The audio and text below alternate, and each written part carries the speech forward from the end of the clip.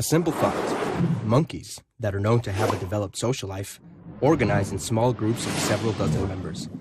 The size of each of these groups is limited. In order for them to function, all members of the group need to know each other well.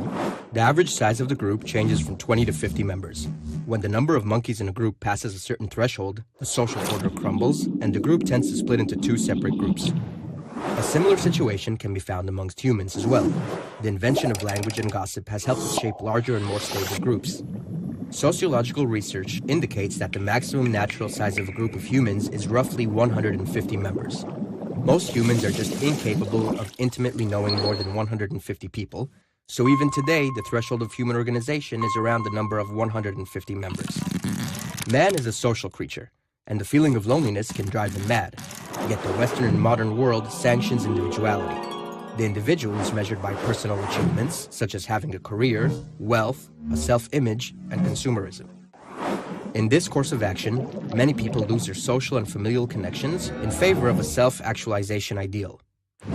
As the social fabric in the Western world weakens, it is not surprising that more and more people define themselves as lonely, and thus, loneliness has become the most common ailment of the modern world.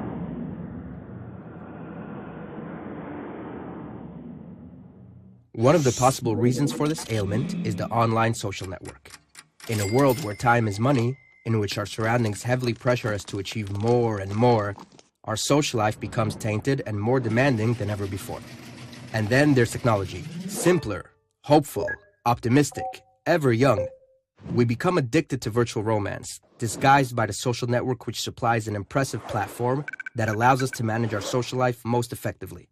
However, our fantasies about substitutions are starting to take a toll. We're collecting friends like stamps, not distincting quantity versus quality, and converting the deep meaning and intimacy of friendship with exchanging photos and chat conversations. By doing so, we're sacrificing conversation for mere connection, and so a paradoxical situation is created, in which we claim to have many friends while actually being lonely. So what is the problem in having a conversation? Well, it takes place in real time, and you can't control what you're going to say. And that is the bottom line. Texting, email, posting, all of these things let us present the self as we want it to be. We get to edit, and that means we get to delete.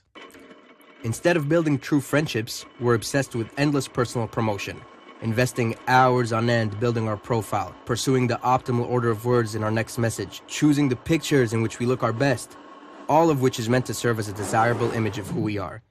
We're expecting more from technology and less from each other.